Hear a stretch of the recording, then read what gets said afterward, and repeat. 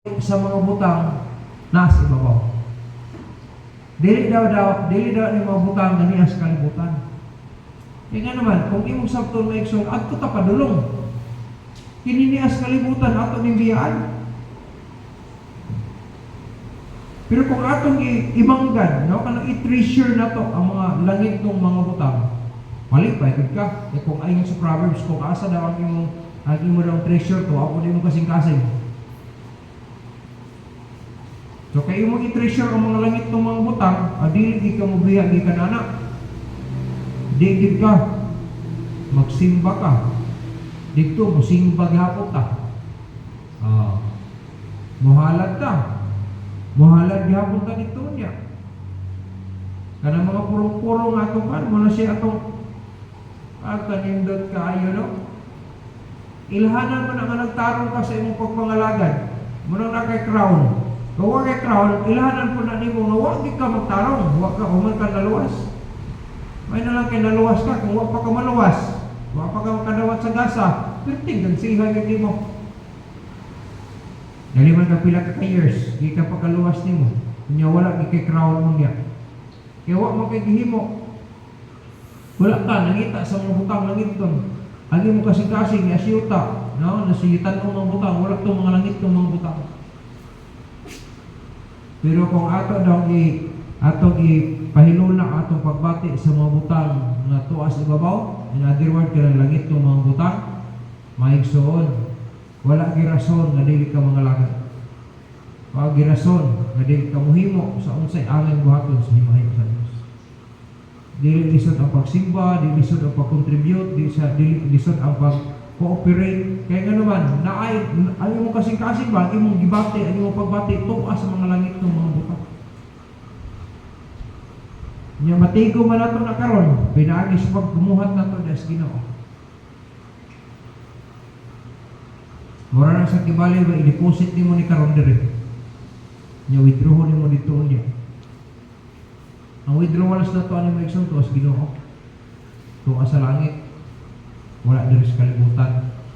Muna atong iset ang atong pagbati diha sa mga butang langit ba. Lipay ko kayo mga igsoon. Siguruhan na ninyo nga mapil mo sa trabaho, nag-sacrifice mo nga kinang kana bang nakalipay gid mo sa Ginoo. Ako dili mo ko ako sa inyong gihimo na sa not string attached. Wala kay mga personal nga tuyo ba nga ini kay nag-give me go, nag-give you niya. Ayaw bahala kay nagmalusan. Ang pinaka-importante naghimo ka, makalipay lang ka sa Ginoo. Dili ka makalipay sa tao, makalipay ka sa Ginoo. Importante kaya na maigsoon. Bisa pag daghan kay itong tabangan pero dili ka nanong ba? Wag ni problema anak. Kay dili na siya natago sa Dios. Dili ginatago sa Dios. Magamay man o manako. Siguro nga lang kana siya mabutanga no string attached. Kaya kung naa ka kay string attached, but pa sa that is personal. Mura gitaan na nimo daan ba? Pagtuko ka na pagsanit, wala. Asa to padulong, pag-asa ng PC, dala, dito isda nga naman, kitagaan nimo naka-attach ang strings no po na. Maya sa panahon na dili ma-realize ang inyong tuyo, magbagot-but ay kag mumuy-boy pa ka. Bantayan kita ito pagkaya na ha, nagtabang-tabang na tabang. Siguruhan nga makapalipay ka sa Diyos. Dili ka ng tao na imong kitabangan. No, kung nakitabangan mo, bisa pag dili na tinutanay, nakalipay, di ka, kaya nakatabang mo ka sa iha. Pero wala siya kabalo, nga nailoyo anak, mga purpose ni mo. Dili na, ang Ginoo wala malipay anak. Bisa mo nalipay kayo mong hiyatagan, di mo natabangan, wala din malipay ang Diyos anak. Pero kung malipay ang Diyos, luto kung makalipay po ka sa kitabangan ni mo. Muna na kanindot Megson, muna ang mga butang, naunta. Ang atong kasing-kasing tuwaan tuwaan. Ano na gano'n? Tugutan ta sa... Maukin na sa akong experience. Damurog ka nga, sa ako lang ba inana? Na ako nang gamiton ha, sa Naganda sige, hulat na kita, adami ito sa kumpuhan niyo. Di lagi ka magunaw na bitaw. Ingat mo na kung bahala na ang Ginoo mo. Matiman sa mo ha. Di ka pasagdan. Kung naataan yung mga butanga maigsoon, makalipay kita sa Diyos. Set your affection on things above. Dinis kalimutan, ang uban, maglatagaw man sila. Anak, pista di karoon, anak. Parang ang ilang focus, tumata na dito. Ay mo kalimot na trabaho na sa kalimutan. Ang mga Kristiyano, bahala din na sila makabuhat sa bulaton sa Ginoo. Basta kay present sila dito. Wala ko mag-ingat mo mutanaw. Ang akong punto ba? Ay, biyay bulaton sa Ginoo. Sa panahon nga, kuan crucial ang kahintang, unaha ang kahimayan sa Ginoo. Masag din ang ubat. Ito bitaw, gwapo nga giti ato dito sa palaro. Amot makasulod ba ta dito? Makatanaw-tanaw? Wala mo provide sa tuwa. Ang ubat sa panahon crucial, unaha ang mabutang ng itnon. Amen? Katapusan. Okay pa ta? Katapusan na lang. Verses 3 and 4. Yan sa Bible. For ye are dead, and your life is hid with Christ in God. Ay mo kalimot ha? Nasa yung giluwas sa Ginoo, tas kamot niya. Ang atong kinabuhi, iyan ay sa Ginoo, kinabuhin dayon. Iyatag niya sa to. Yan sa verse 4. When Christ, who is our life, no? Kung si Kristo daw, nga mga atong kinabuhi, shall appear. Pag mo padayag na siya, then shall ye also appear with Him in glory. Ayaw mo kalimot na iso sa pagpadayag ni Kristo ko yung bayata. Nindot ka itong nagpadayag ta, gipadayag ta sa Ginoo, nagpadayag Ginoo, kuyog ta sa Ehimaya. Tungkol kay ikaw mahimaya kung sa angayan ba, angayan. Dili ka guilty nga makikuyog ka ng mga panahon na walang ikigihimo niya. Muna nakanindot na iso. So, ang ikatulong, seize those opportunities in Christ. Ang sakmito na to, ang mga kahigayunan diha kang Kristo. Kung saan yung mga kahigayunan? Kanang mga butang nga mahimo nimo. Kung unsan yung mga butang nga unsay na-present nga pwede ka maka-appeal, apili. Madako nga nung magamay ang contribution nimo, at least naka-appeal ka. Natay kita na part of the whole. Like for example, nagkinatag 100,000, na kay 5,000 o 1,000, that's part of the whole. Kaya siya, kaya mo na nga, Pastor, ako na lang isang 100,000. Pa-appeal ako ni Brad, siya appeal, idugang na lang ninyo ha, sa 100,000, kaya kaya mo ito ni brother ang isa ka, o sister ang 100,000. Maigsoon, sa atong panahon karon ba, wala pa ginanubra. Tignan na trabaho nun, daghan kay gasto nun. Digi ko mo ito nga, ayaw na lang Brad, kaya siya na lang upan. Kulang mo gityapon, bisa rin 100,000, kulang gyapon, kidaghan kita trabaho na to. Eh kung na daghang kwarta na to, ay na, dili na ako maghulat kung karoon saan itong trabaho, asa ng trabaho, hatagan na itong kuhan, sildo. Di na tamuhan yung pahina-pahina kay, maulang ta, pamilyado ko po nila. Ano? Kaso lang, kabalo mo kino yan ito. Pindi sa trabaho na ito, hasta pag isnak nyo, marang hapit ito, wala ko pakita, awara mo na ito makita. Sakta mo na. Isa ba? Sige. Pagkakatigog-tigog na po ito, trabaho ng sakta. May son, sakmita ang mga kagayunan diha ng Kristo. Kung siya mahimo nimo nga, mahimo nimo makakooperate ka, do it. Madako o magumay, no? Buhata. Kaya nga naman, that is an opportunity in Christ. Pahimos rin ninyo. Kung siya kagayunan ka, magkanta ka sa kwan, kagayunan na. Kaya sa imong kantas kalimutan nito, giilan ka ng taong 100 yan, bravo! Lipay ka kay congratulate ka sa machine, nakaset na, ilaro mo ta. Kabalo, yung yabag itong kanta ni mo, nakaset naman na nga, 100 yun ang kwan, applause yun. Pero diya sa Ginoo maigsoon, di man tingali ka dumog og applause, pero unya ingnon gyud kas mabubuhat. Welcome, the good and faithful servant. Muna sa panahon na itubot sa Ginoo nga nag-increase na ta. Hangyo ang Ginoo, nga dili ko malayo.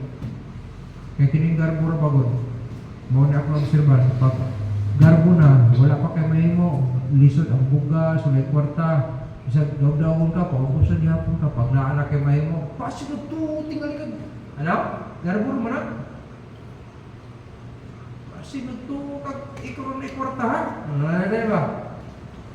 Mura din na ka mamatay, kinagay kwarta, mamatay dihapon ka. Nahangyo ta sa Ginoo, increase ta sa Ginoo. Ibubo niya ang mga blessings sa ato, ang mga kinahanglan na to. Pagpabilin Ginoo tatang humble. Dili humble. Nindot yun ka ito nga, damorang mapaubos ka, sige po ikay pasaka sa Ginoo ba? E nga naman, sote gina sa Diyos na ang tao daw mapaubos, iyan ipataas. Siya nagpataas, ipaubos. Naikalimot na igsoon nga ang ingon sa Bible, pride goeth before destruction. Wapo ka pa yung sa putong kakatoka sa pride. So wala pa siya nahimo, palaywid sa pastor, support good po kayo. Pero na milyonaryo na siya, piting layo ako yung grab mo to. Kakatoka, nahimong milyonaryo, pagkadako na kayo sa kadako. Pero sa dihang na ano siya mahimo, wala na. Wala na ikaw mong pastor, pagkatiman niya. Di kalaban na ang pastor. Di kalaban ang pastor, nasakit siya o dili po normal. Dili mo kagbungong singot at tanaw ninyo, pero pag mahigda ka o sleep right, budikit man ang panapton sa imong panik, paglangkat na madako ninyo samad.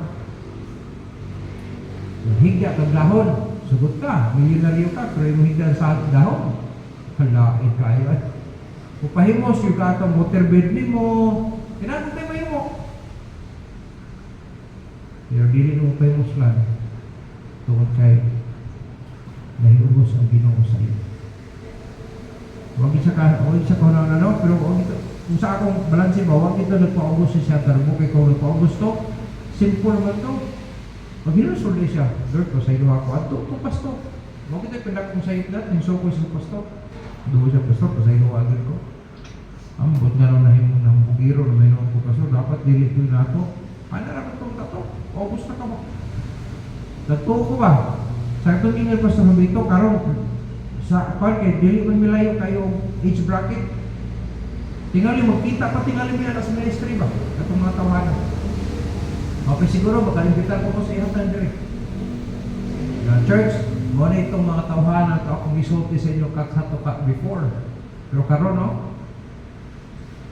Pero dili na siya mahimong example, good example. Na naman tungod sa garbo. Ang example magyapon siya, pero negative side. Nindot ka ito, may son, gabisag ng umatay na sa kalibutan.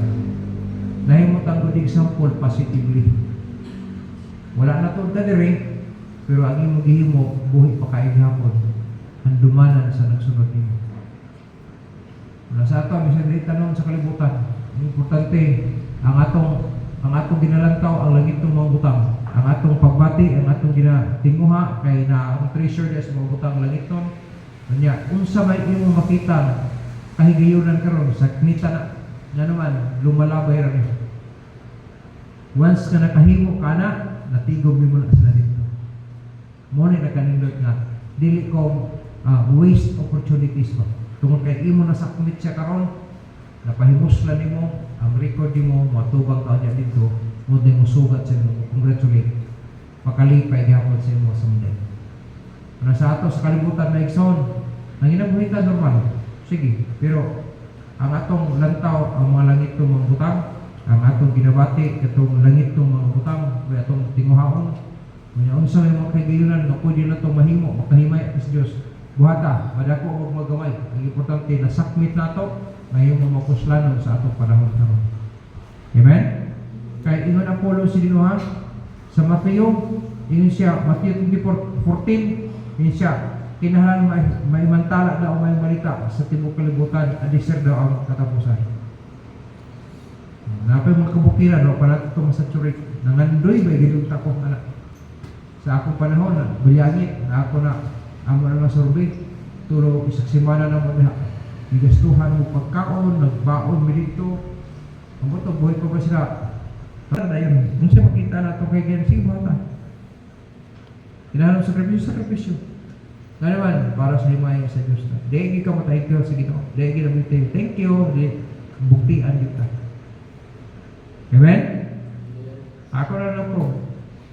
Mula sa ato, karong panahon, anang tulo, balik-balik ka na. Set your affection on things above. No? Set your affection. Set your, pangita, seek those things which are above. No? Pangita ang butang langit mo. Yan ikaw na set your affection on the things above. And then seize the opportunities in Christ. Sakmita ang mga kagayunan. Kung sa'yo makita ni mo, da parang Kristo. Pahimos rin na. Kaya nga naman, nung malabay na mapunta din sa kalimutan, matakabalo, nag-story ta karoning, pagkaugma, lamayan na ta. Ang pinag-importante, samtang naapa ka na, kaya di mo para sa Ginoo. Amen? Ayok, malasapta na ito ng mga butanga.